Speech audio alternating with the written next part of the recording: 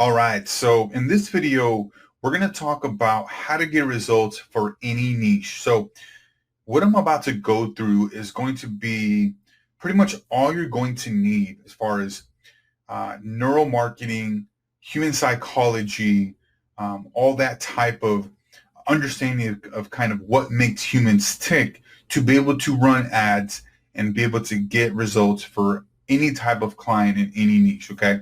This is going to help you in pretty much any type of digital marketing venture out there because obviously this course is about starting your digital marketing agency, and I want you to be able to go out and get a ton of clients and be able to get them just killer results.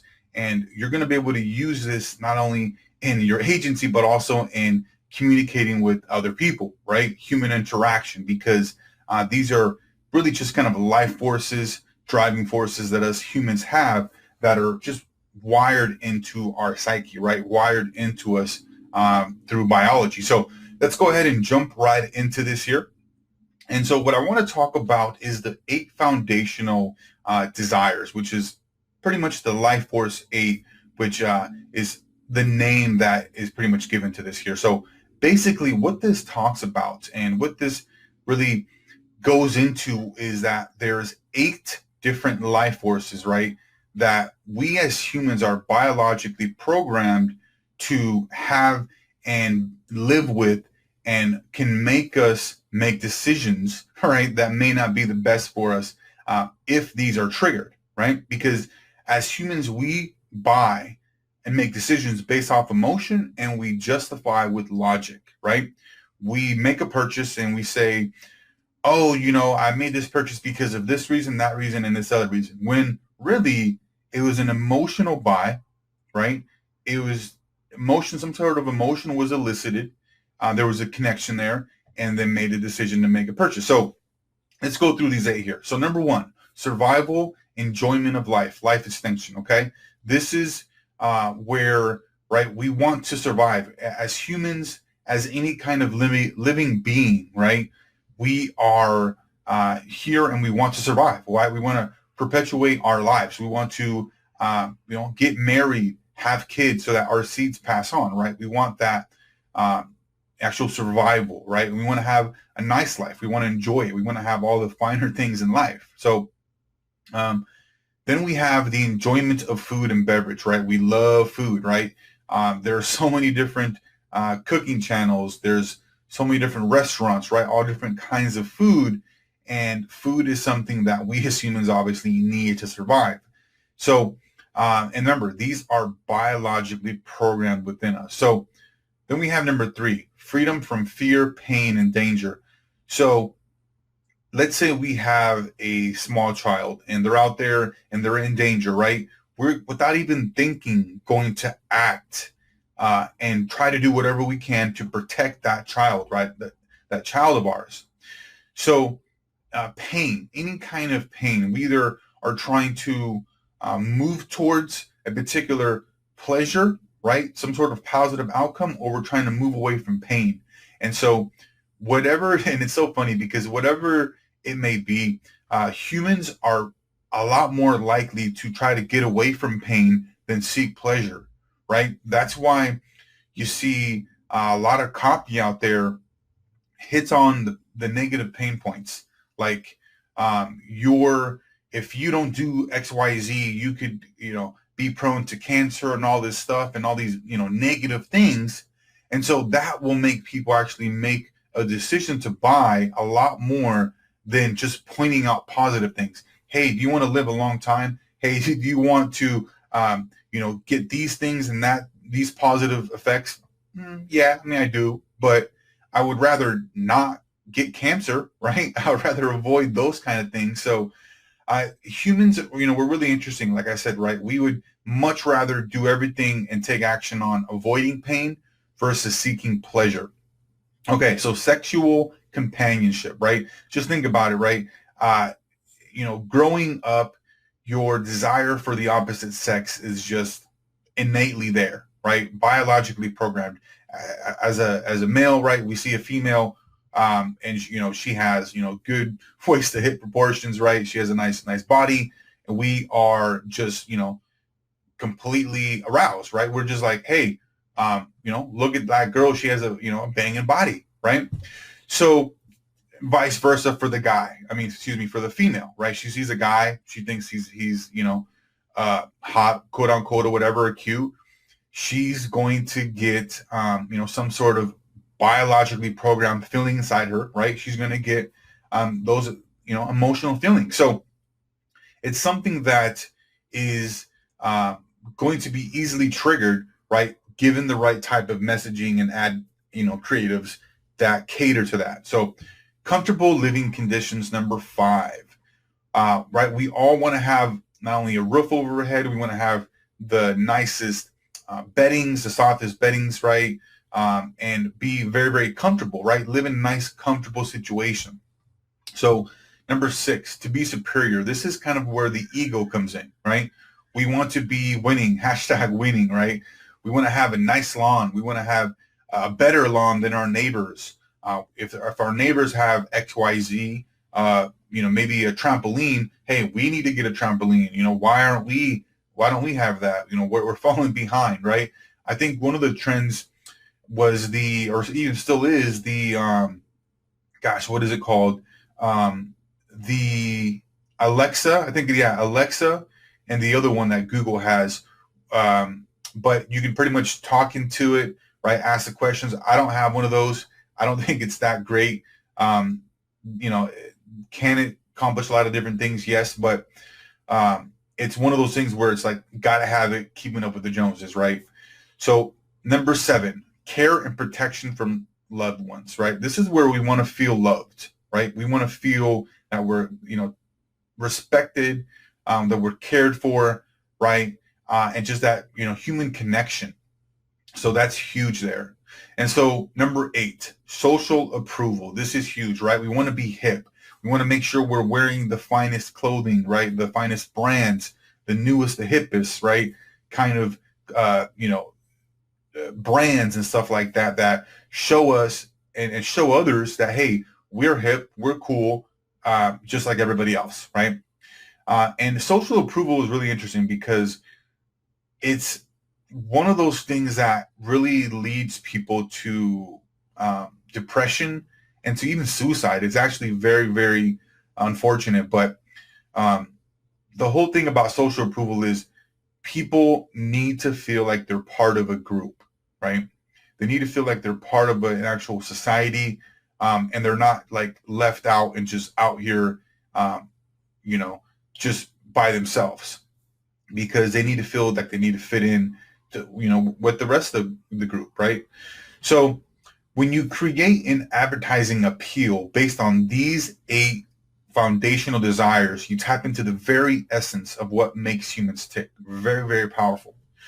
So these are now some additional secondary human wants that we have as well, okay? So let's go over these here now. So number 1, to be informed. We want to be up to date with all the newest information, what's going on in the marketplace, okay?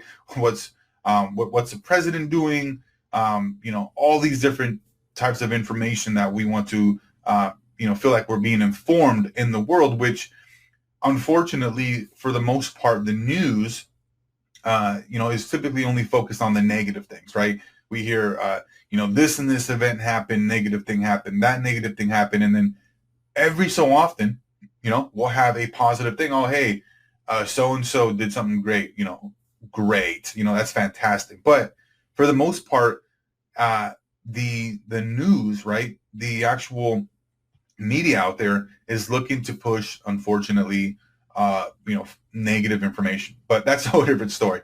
So let's go ahead and go on to the next one here. So curiosity, right? We are very, very curious.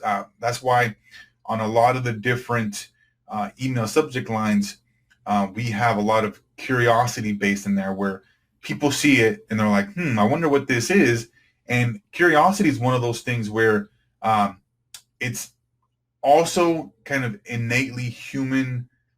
How do I put this? It's something that is learned in secondary, but it can be primary in certain elements, in certain kind of frames, because if you have enough curiosity built up, as far as like even sexual male and female attractionists, you can really get somebody attracted to you just based off curiosity. So like, let's say you talk to a female, and you go up to her and you're just kind of very short, but you're just totally in control. Like, hey, I'm here and I just, wanted to come up and talk to you, but hey, I actually have to go.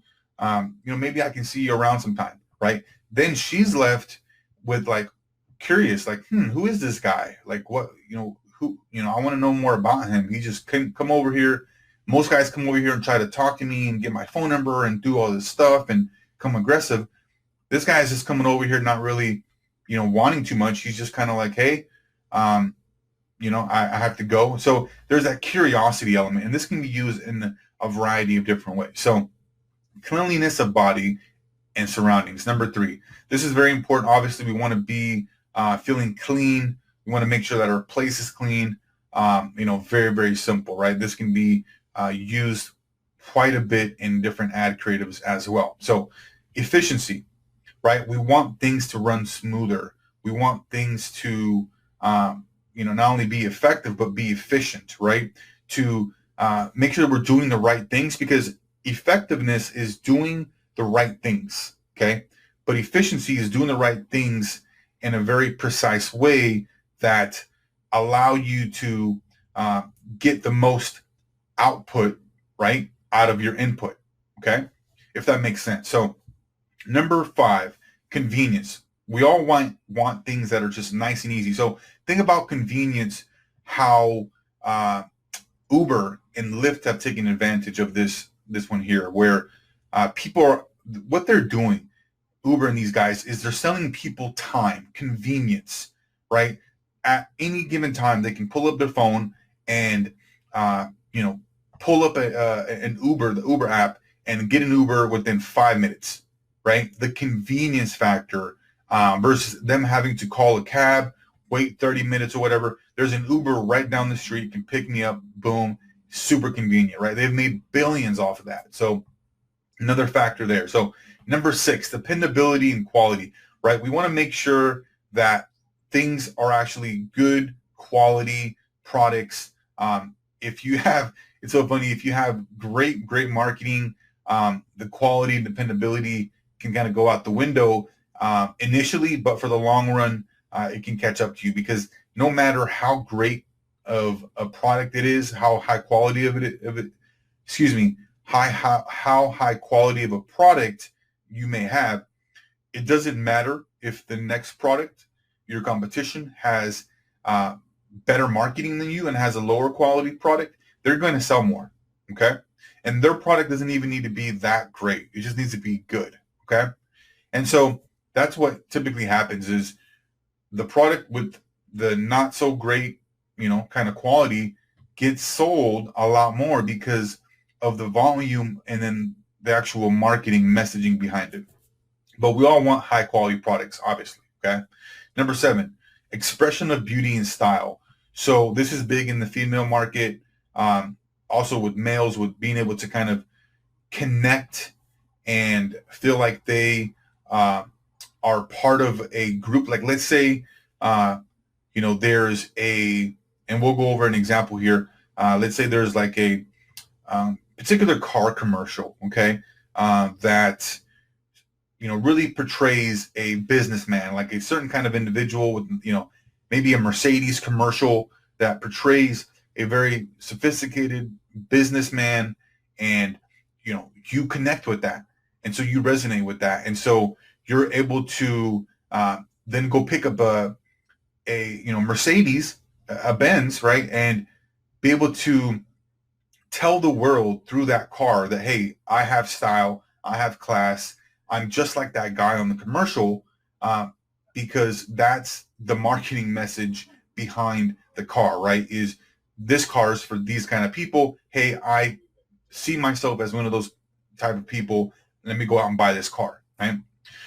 So number 8, the economy and profit. So we all want to, right, make as much money as possible.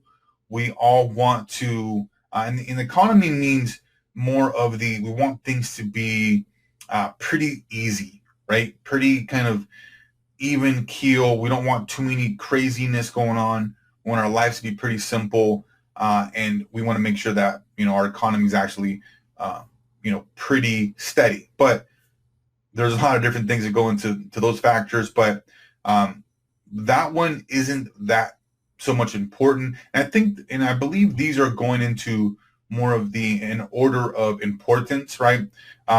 Bargains, right? Everybody wants a bargain, right? Everybody wants a deal. And so when you have an ad that is talking to that audience that says, hey, we're giving away, or we're doing a special, and we're doing 60% off, right? Come in and get it now while it's hot. Only 10 of these available, right? People are going to jump on like hotcakes, right? They're going to be selling like hotcakes. So these are not as powerful as the previous 8, right? The Life Force 8, because they're not biologically driven. Okay, think about it. And this is a good example here.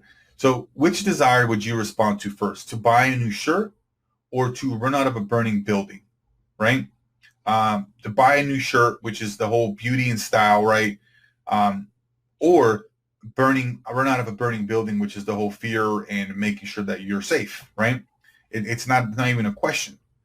So think about this. If you're single, would you be more driven to organize your desk, right, for efficiency, cleanliness, or whatever, or have amazing sex with this hottie who's been flirting with you at the coffee shop, right?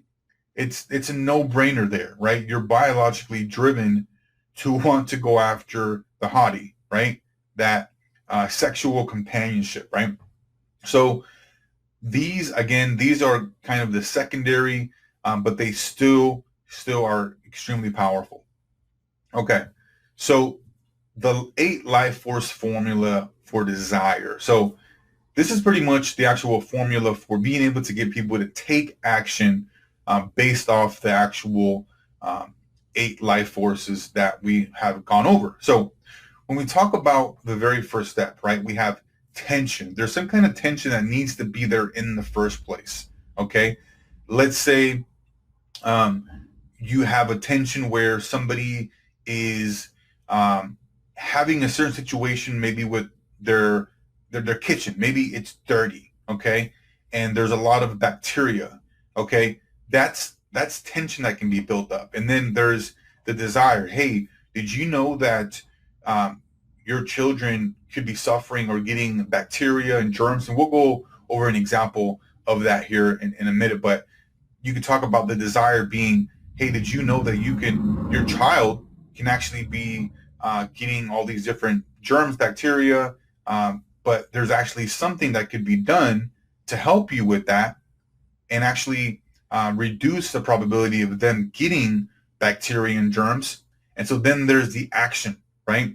Hey, buy XYZ product that can actually eliminate germs, bacteria, and do all this stuff, right?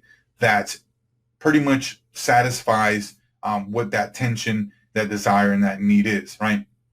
Okay, so when you appeal to people's Life Force 8 desires, you create a drive that motivates them to take an action that will fulfill that desire as soon as possible. So what exactly is a desire, right? We talked about that briefly, but it's more of a type of tension that you feel when a need is not met. Let's say you're looking to, right, go out on a date. You want to meet new people, right? You're going to maybe do, what's that app? I think it's Tinder. There's all these different dating apps, right? You're going to go and you're going to sign up and you're going to go try to find people to go date, right? If you're hungry, your intention is to eat, right? It's a very, very simple formula here, but I just wanted to map this out for you so you can see it here, how it would look like from like a funnel perspective, okay? So your goal really with these Life Force 8 and all those secondary type of functions as well is to install a mental movie in the reader's mind through your ad creatives, okay? So the first use, and I really want you to pay attention to this, look at this, and really even read this a few times, okay? The first use of any product or service is inside the consumer's mind. It's very important that you understand that, okay?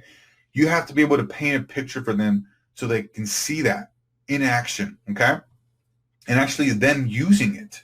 So use language that is both specific and visual to install mental movie inside readers' mind, okay? Here's an example. How would you like a giant hot fudge sundae with 3 giant scoops of chocolate chips, extra dark hot fudge, chopped nuts, all blanketed in a cloud of fluffy whipped ice cream with a cherry on top? So if you look at this, this is extremely specific and visual. You can totally see this in your head, and you're probably watering at the mouth there, salivating a little bit, thinking about this, right? So the more specific and visual you can get, the better that you can have your reader, right, your audience, be able to see themselves using your product in their mind, right? So the most effective way to influence and persuade readers, right, is to write copy that causes your prospects to visually demonstrate your product service inside their heads sufficiently enough to build desire for the satisfaction of the wants that your product service promises to provide. So remember, the first use of any product or service is inside the consumer's mind. Make sure that you are using the specific and visual framework, okay? So the specific and visual ad copy, I want to give you an example of how this would look like, how we would progress. So here we can see there's the first one. Go somewhere and do something. That's blank. You can't see anything about, anything as far as what is being done. It's not clear. There's not specifics in there. There's no visuals. Go somewhere and get something, okay? Do can mean anything, right? So, and here's the third one. Go to the kitchen and get something. Oh, excuse me here. On number 2, go somewhere and get something. It's supposed to be get. But so just think about that. Get could be anything, right? Get something. So the third one, go to the kitchen and get something. Still vague, but now you know where to go, right? We're getting more specific. We're going to the kitchen, okay? So go to the kitchen and get food. Now we're getting somewhere, right? We're getting specifics. We're going to get some food and we're going to the kitchen, right? And then we have go to the kitchen, open the oven and get food, right? Now you're seeing this in your head. You're seeing you actually physically open the kitchen, you go to the kitchen, open the oven and get food, okay? But that food is still a little bit more, can get a little bit more specific, right? So go to the kitchen, open the oven and pull out the pizza, right? Now you see a picture of a pizza popping into your head, right? And then go to the kitchen, open the oven, pull out the freshest, crispiest, most delicious hot pizza you've ever eaten. Go on, cut yourself a big hearty slice. Careful, it's hot. Now take a bite. The dough was made fresh this morning and baked in a virgin olive oil coated black pan is what it's supposed to say there, for a thick, deep dish Chicago-style crust. Now, as you can see, right, this is very, very specific here, okay? And so what we want to do is we want to make sure that everything that we're doing as far as our ad creative copy is being able to present a picture inside the mind of your prospect, and that is very specific and visual, so they can see themselves actually grabbing it, doing it, touching it, or feeling it, okay? This is it for this video. Let me know if you have any questions, and we'll see you on the next one.